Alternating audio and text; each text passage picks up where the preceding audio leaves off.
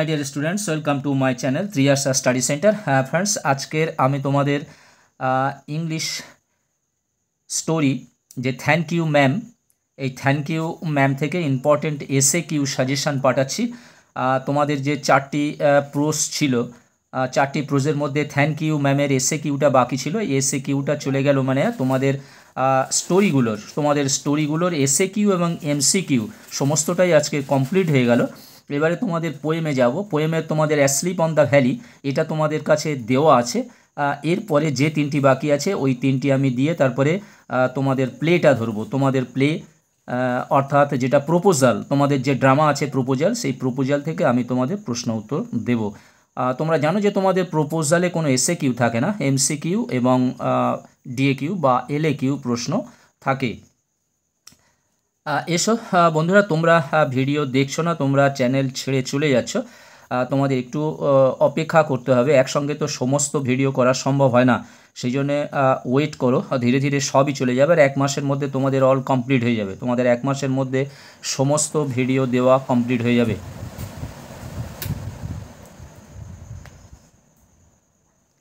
বন্ধুরা এসো আমরা প্রশ্ন উত্তরগুলো পড়ে নিই। তার আগে বলি, তোমরা যারা চ্যানেলটি সাবস্ক্রাইব করোনি অবশ্যই তোমরা চ্যানেলটি সাবস্ক্রাইব করে নাও এবং বন্ধুদেরকে লিঙ্ক শেয়ার করো। একের দাগের দেখো, where did Roger fall on losing his balance. কোথায় Roger fall on losing his balance, অর্থাৎ তার ব্যালেন্সটা লস করেছিল, তার ব্যালেন্সটা হারিয়ে ফেলেছিল। Roger fell on the sidewalk on losing his balance. খুবই সহজ উত্তর।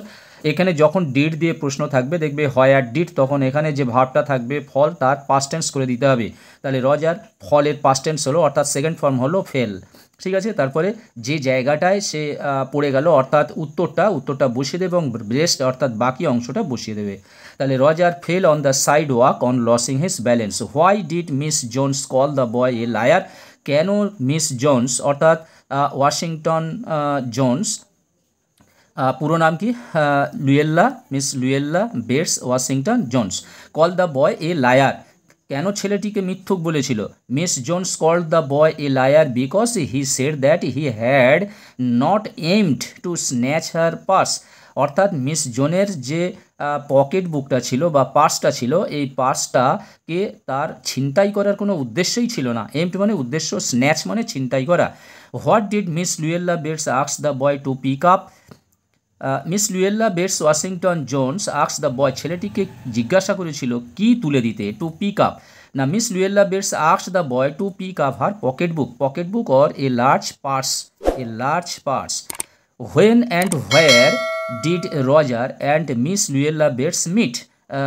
রজার এবং লুয়েল্লা বেটসের কোথায় সাক্ষাৎ হয়েছিল। Roger and Miss Luella Bates Washington Jones met each other about 11 o'clock, প্রায় 11টার সময়, at night by the sidewalk, রাস্তার এক পাশে। What shoes and jeans was Roger wearing. কী ধরনের জুতো এবং জিন্স রজার পরেছিল। Roger was wearing blue jeans and tennis shoes. তাহলে Roger was wearing blue jeans and tennis shoes. Why did the boy try to snatch the pocketbook. কেন বালকটি বা কেন ছেলেটি তার পকেট বুক অর্থাৎ তার পার্সটা ছিনতাই করার চেষ্টা করেছিল।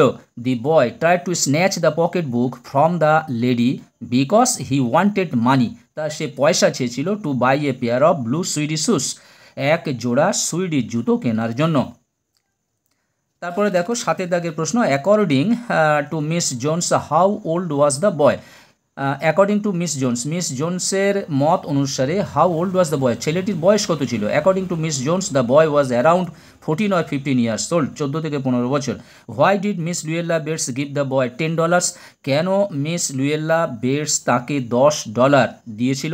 না, Miss Luella Bates give the boy $10, $10 দিয়েছিল, বিকজ কারণ he might be able to buy, সে যাতে কিনতে সমর্থ হতে পারে, the blue Swedish shoes and he wanted, যেটা সে চেয়েছিল, তার নীল যে সুইডি জুতো কিনতে সে পারে বা জুতো কিনতে সমর্থ হয়। এবেল মানে সমর্থ হওয়া। বন্ধুরা তোমরা যারা সাবস্ক্রাইব করোনি অবশ্যই তোমরা চ্যানেলটি সাবস্ক্রাইব করে নাও এবং লিঙ্ক বেশি বেশি করে শেয়ার করো। এসো পরেরটা, what were there behind the screen in Miss Jones room. Miss Jones রুমের বিহাইন্ড দ্য স্ক্রিন অর্থাৎ পর্দার পিছনে কী ছিল? There was a gas plate and an ice box in Miss Jones' room behind the screen. What advice did Miss Jones give to Roger at the end of the story? গল্পের শেষে miss Jones রজারকে কি উপদেশ দিয়েছিল? Miss Jones advised that, Miss Jones উপদেশ দিয়েছিল যে one should never try to get things by wrong means as things earned by dishonest never bring peace to anyone.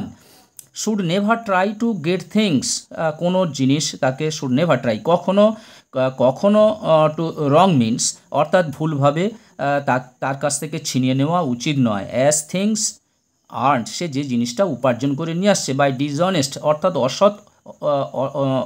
অসতের মাধ্যমে, never bring peace to anyone এবং কাউকে এইরকমভাবে শান্তি তার যে অপহরণ করা বা শান্তি নিয়ে নেওয়া, এটা নেওয়া উচিত নয়।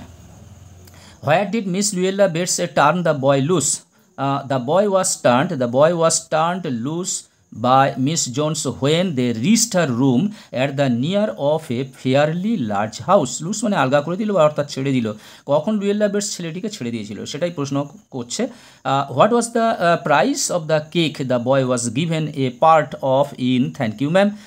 The price of the cake, a half of which was given to the boy was 10 cents. একটা কেক কিনেছিল লুয়েল্লা বেটস এবং তার অর্ধেকটা তাকে দেওয়া হয়েছিল, সেই অর্ধেকটার দাম হলো 10 cents. Describe the appearance of Roger when Miss Bates caught him. যখন রজারকে ধরেছিল, বেটস যখন রবারকে ধরে ফেললো তখন তার অ্যাপিয়ারেন্স কেমন ছিল? না, when Miss Bates caught Roger he was dressed in blue jeans and tennis shoes. He was around of 14 or 15 years old. Where did Miss Luella Bates take the boy in thank you ma'am? তাকে কোথায় শেষে নিয়ে গেছিল? Miss Luella Bates took the boy to her room, তার নিজের ঘরে নিয়ে গেছিল, which was located, যেটা অবস্থিত ছিল at the near of a large boarding house. বন্ধুরা আশা করি তোমরা বুঝতে পেরেছো। এই 14টি প্রশ্ন তোমাদের জন্য রাখলাম, এর থেকে তোমাদের 2টি প্রশ্ন পড়বে এবং 1টি প্রশ্নের উত্তর করতে হবে। অবশ্যই এই কয়টি প্রশ্ন থেকে তোমাদের কমন আসবে। তোমরা ভালো করে প্রশ্নগুলোর উত্তরগুলো তৈরি করতে থাকো। তোমরা যারা চ্যানেলটি সাবস্ক্রাইব করোনি আবার বলো তোমরা চ্যানেলটি সাবস্ক্রাইব করো না পরবর্তী গুরুত্বপূর্ণ ভিডিওগুলির জন্য। নেক্সট ভিডিও ইংলিশের, 2 দিন পর আবার ফের আমি ইংলিশের ভিডিও নিয়ে আসছি, কারণ ইংলিশের এখনও পোয়েমগুলো অনেকটা বাকি আছে। আজকের মতো ভিডিও শেষ করলাম। তোমরা সবাই ভালো থাকবে, সুস্থ থাকবে, আবার কথা হবে নেক্সট ভিডিওতে। সকলকে ধন্যবাদ।